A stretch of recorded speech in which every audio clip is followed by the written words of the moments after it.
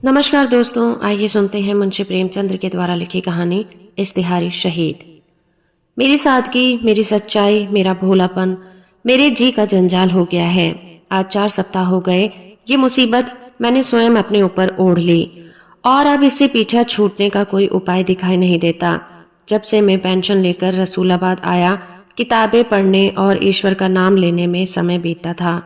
शाम को कस्बे के रईस इकट्ठा होते और हंसी मजाक में 2 घड़ी बिताते थे।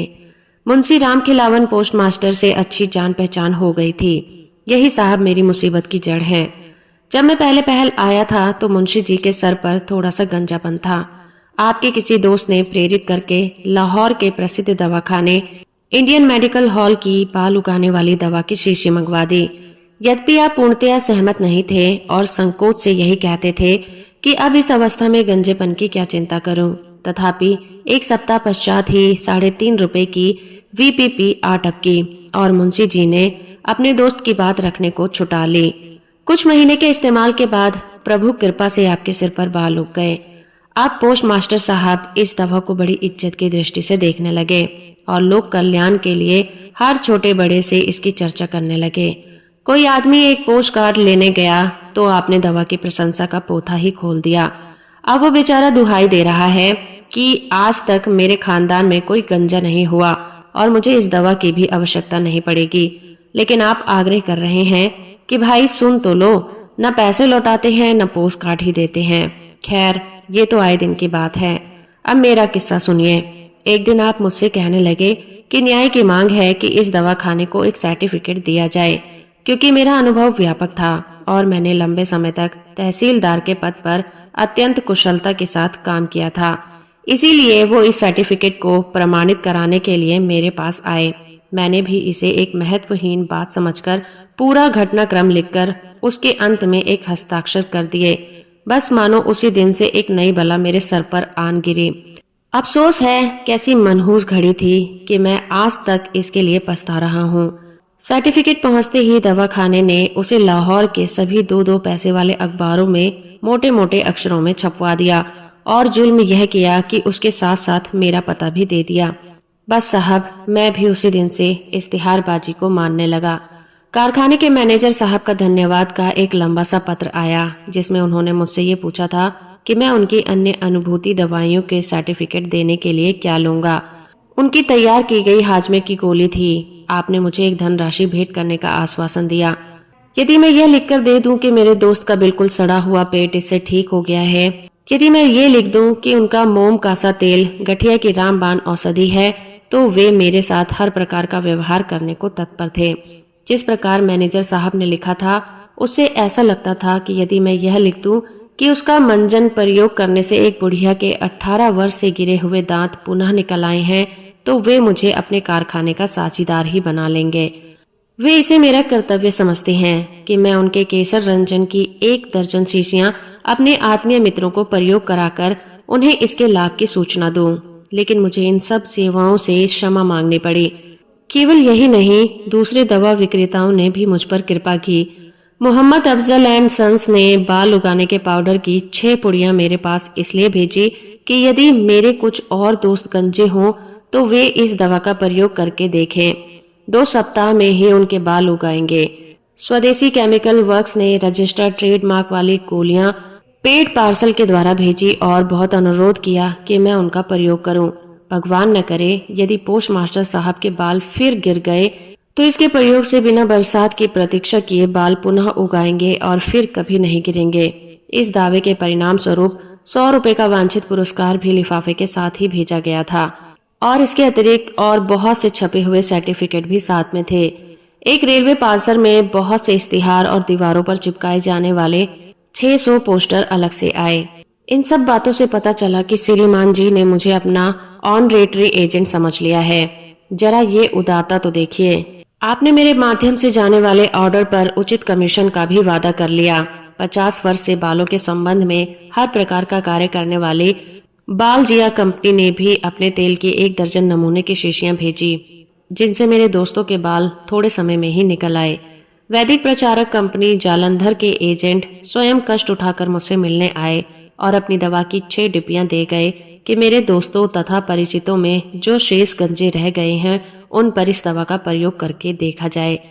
मतलब ये कि मैं इन कृपाओं से इतना परेशान हुआ कि मैंने लाहौर के दैनिक अखबारों में छपवा दिया कि अब मेरे कोई दोस्त गंजे शेष नहीं रहे और इसलिए अब कोई साहब अपनी मूल्यवान दवाइयां मेरे पास परीक्षा के लिए भेजने का कष्ट न करें।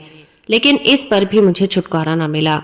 वास्तव में जितने प्रकार के पत्र मेरे पास आए, यदि मैं उन सब की नकल करूं तो एक भारी भरकम किताब तैयार हो जाए। मैं विश्वास के साथ कह सकता हूं कि जिस दिन से पोस्ट मास्टर साहब के गंजेपन के अनुभव अखबारों में प्रकाशित हुए, तब से इस कस्बे की डाक चौगुनी हो गई है। कन्याकुमारी से लेकर हिमालय तक का कोई भी गंजा न बचा होगा जिसने पोस्ट मास्टर साहब के गंजेपन और स्वदेशी मेडिकल हॉल की दवा के संबंध में मुझे कम से कम 2 पत्र न लिखे हों। उन हजारों पत्रों से मुझे गंजों का ऐसा अनुभव हुआ है कि यदि किसी समय गंजों पर कमीशन बैठा तो मुझे विश्वास है कि वे मेरी ही अध्यक्षता में बनेगा। एक सज्जन ने बहुत प्रेम प्रदर्शन के पश्चात जिज्ञासा की कि क्या पोस्ट मास्टर साहब जन्मजात गंजे थे।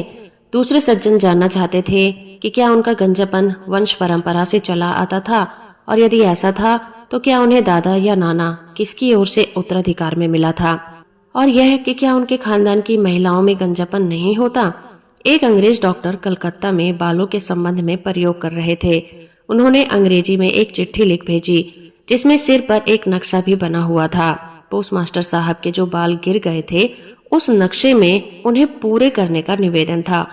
गंजेपन के स्थान के किनारे पर कितने बाल छोटे होकर रह गए थे, प्रतिदिन कितने बाल गिरा करते थे और कितने बाल बीच में टूटे थे। ये डॉक्टर साहब बालों के संबंध में एक पुस्तिका लिख रहे थे। उनके लिए उन्हें इस प्रकार की जानकारियों की अत्यधिक आवश्यकता थी। यदि मैं उनके उत्तर लिखने का प्रयास करता तो अवश्यम भावित था कि मेरे परिजनों को उपचार हेतु मुझे आगरा के लिए चलता करना पड़ता। जिला झांसी से एक सज्जन ने पूछा कि क्या ये वही मुंशी राम खिलावन है जो उनके कस्बे में पार्सल बाबू थे।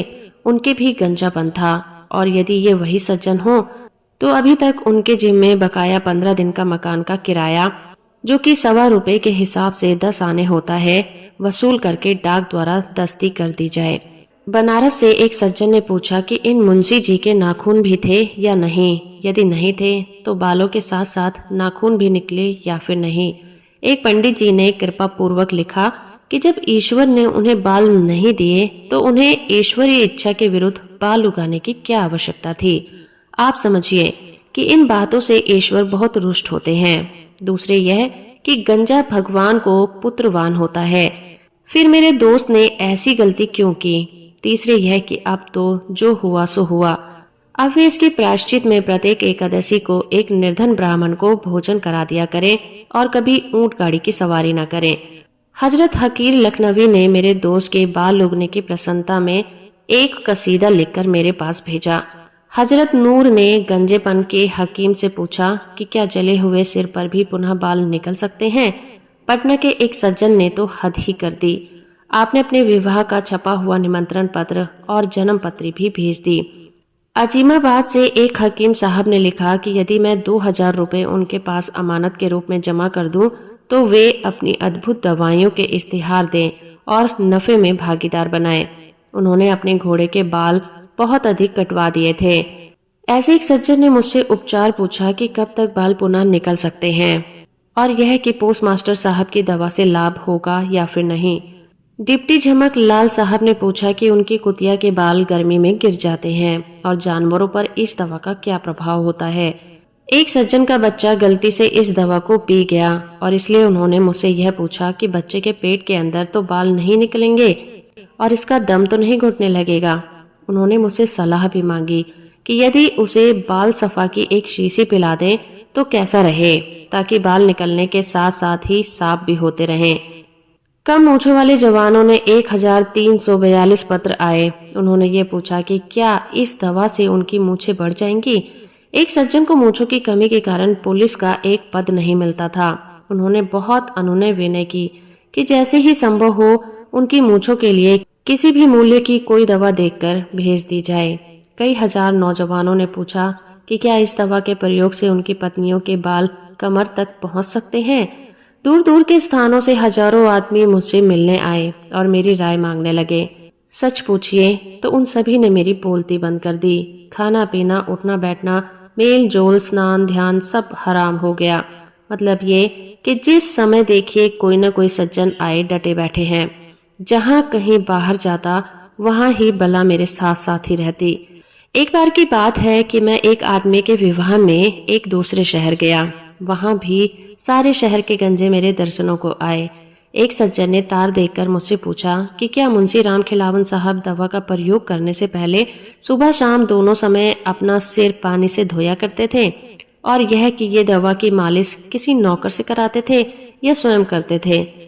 एक दिन मैं हजामत बनवा रहा था। मेरी नाक पकड़े हुए नाई उस तरह साफ कर रहा था कि एक सज्जन दौड़ते हुए आए। पता चला कि आप स्नान कर रहे थे कि उनके सिर के 2 बाल हाथ में आ गए। बस फिर क्या था, उस समय से ही खाना पीना सब हराम है और इस होने वाले गंजेपन के भय से दुखी हैं और मुझसे उपचार पूछने के लिए लगभग 200 मील से उपस्थित हुए और मुझे हकीम के विरुद्ध दे दिया। एक बार मुझे सूचना मिली कि किसी समय मुझ पर बहुत कृपालु रहे जौनपुर के कमिश्नर मिस्टर एडम साहब बहादुर शाम की गाड़ी से मेरे कस्बे के स्टेशन से होते हुए जा रहे थे। मुझे उनकी कृपाएं याद थी और भैया के संबंध में भी स्मरण कराना था, इसलिए मैं उनसे भेंट करने स्टेशन को गया। रेल पर लोगों ने मेरी खुशबू सूंघ ली। फिर क्या था, सैकड़ों यात्रियों ने मुझे घेर लिया। कोई सज्जन कुछ पूछते, कोई सज्जन कुछ, और मुझे साहब से भेंट नहीं करने देते। बस बखेड़े से मेरा पूरा उद्देश्य जिसके लिए मैं इतनी दूर आया था व्यर्थ हो गया और मैं दांत पीसकर रह गया। हाय, मैंने कैसे बुरे समय में सर्टिफिकेट को प्रमाणित किया था कि ये बला किसी क्षण भी पीछा नहीं छोड़ती। किसी समय मैं घर से बाहर निकला, कोई सज्जन पूछ रहे हैं कि हजरत, बालों के लिए पगड़ी बांधना लाभदायक है या फिर टोपी पहनना, और टोपियों में कौन सी टोपी को वरीयता दी जानी चाहिए। यदि कोई व्यक्ति तुर्की टोपी पहनने का अभ्यस्त हो और फिर एक दिन बिना किसी सूचना के फेल्ट कैप पहनने लगे और उसके बाल गिरने लगे, तो यदि मोटे कपड़े की टोपी पहनने वाला महीन कपड़े की टोपी पहनने लगे, तो इसमें किसी प्रकार के भय की तो बात नहीं है। एक सज्जन रात को 2 बजे की गाड़ी से जाने वाले थे। स्टेशन जाते समय मेरे मकान से गुजरे, मुझे जगाया। मैं बाहर आया। दुआ सलाम के बाद आपने पूछा कि रेल की यात्रा में रात के समय टोपी पहने रहें या फिर उतार कर रख दें। इसके पश्चात कहा कि मैं उनकी टोपी को तोलकर देख लूं कि ये उनके दिमाग के लिए भारी तो नहीं है, क्योंकि आपको स्मरण होता है कि कभी किसी अखबार में आपने टोपी के वजन और स्मरण शक्ति के संबंध में कुछ पढ़ा या सुना था। आपने ये भी कहा कि मेरी टोपी के ऊपर की ओर छेद नहीं है और अब नए प्रकार की टोपियां आई हैं जिसमें छेद होते हैं। अंततः राम राम करके घड़ी देखकर आपने कहा कि अब गाड़ी का समय निकट है, मैं फिर कभी कष्ट दूंगा। मैंने इत्मीनान की सांस ली कि जान बची सो लाखों पाए। किस्सा यह है कि अब मेरी जान पर आ बनी है। अफसोस मेरी जान का बीमा नहीं हुआ है, अन्यथा मैं आत्महत्या कर लेता। अब तो जान देने में पेंशन की चिंता होती है। मैंने 35.5 साल बहुत सख्त अधिकारियों की देखरेख में काम किया है, बहुत से मोर्चे जीत चुका हूँ, लेकिन ये बला सिर से किसी प्रकार टाले नहीं टलती। आह, मेरी भलमानसत मेरे गले पड़ी और अब मेरी जान संकट में है। ये मुसीबत अब सही नहीं जाती। मैंने नौकरों को बार बार समझाकर कहा और बर्खास्त कर देने की भी धमकी दी कि प्रत्येक व्यक्ति से मेरा काम पूछ ले, तभी मुझे उनकी सूचना दे, और यदि उनके गंजापन हो या बालों की चर्चा करें तो उसे किसी मूल्य पर भी मकान में ना घुसने दें, चाहे वो कितना भी आत्मीय क्यों ना हो। लेकिन उस दिन जब मैं बैठक में आया तो एक सज्जन 1 घंटे से डटे हुए बैठे मिले। आपने बहुत सम्मान के साथ प्रणाम किया। मेरा माथा ठनका, लेकिन मुझे चाहे अनचाहे बैठना पड़ा। अब श्रीमान उठे और सब दरवाजे और खिड़कियां बंद करके बोले कि कोई सुनता तो नहीं होगा। मैं घबराया कि यह व्यक्ति अवश्य ही मेरी हत्या करने आया है। मैं भी अपनी जान से ऊब चला था। फिर मैंने भी यह कहना आवश्यक समझा कि भाई ठहर जाओ, मैं अपने वसीयतनामे पर हस्ताक्षर कर लूं। इसके उत्तर में उसने अपनी टोपी मेरे पैरों में रख दी और मुझसे वादा करा लिया कि मैं उसके किस्से की चर्चा किसी से नहीं करूंगा। इस शपथ सौगंध के पश्चात उसने अपने सिर के नकली बाल उतार डाले और तब मुझे पता चला कि उसके सिर पर एक बाल नहीं था। वो कहने लगा कि इन नकली बालों से उसे बहुत कष्ट होता है, लेकिन नौकरी के कारण ये ढोंग बनाया है। मैं उपचार के लिए आपकी सलाह लेने आया हूँ। उसने अपनी जेब में एक आतिशी शीशा निकालकर मुझे दिया, 2 रुपए भेंट किए और कहा कि इस दूरबीन से मेरा सिर देखकर बताइए कि कहीं ये असाध्य तो नहीं है। मैंने उसको मुंशी राम खिलावन के पास भेजा और इस प्रकार इस अटल बला को अपने सिर से टाल दिया। अब श्रीमान, मुझको अफसोस के अतिरिक्त अपने भाग्य पर रोना आता है। ईश्वर की सौगंध, अब कभी मुझसे ऐसी गलती नहीं होगी। मैं अपनी वसीयत में शर्त लगा जाऊंगा कि मेरे कुनबे में कभी कोई व्यक्ति किसी भी दवा को प्रमाणित ना करे, अन्यथा ब्रह्मज्ञानी मित्र इस ईश्वर के बंदे को भी पागल बना देंगे। अब चाहे स्वयं हजरत ईसा मसीह क्यों न कहे, लेकिन इस पापी से पुनः इसे प्रमाणित करने की गलती नहीं होगी। जिस मुसीबत में मैं स्वयं अपनी मूर्खता में आ फंसा हूँ, मैं उसे मात्र लोक कल्याण की दृष्टि से सार्वजनिक कर रहा हूँ, ताकि देश के अन्य निर्दोष व्यक्ति इस बला से सुरक्षित रहें। पोस्टमास्टर साहब और दवा विक्रेता को मैं इसके अतिरिक्त और क्या कहूँ कि भगवान भला करें, शेष कृपा। तो दोस्तों, अभी आप सुन रहे थे मुंशी प्रेमचंद्र के द्वारा लिखी रचना इश्तिहारी शहीद। उम्मीद करती हूँ मेरा ये प्रयास और ये रचना आपको पसंद आई होगी। वीडियो अच्छा है तो आप इसे लाइक, शेयर और चैनल को सब्सक्राइब करना बिल्कुल मत भूलिएगा।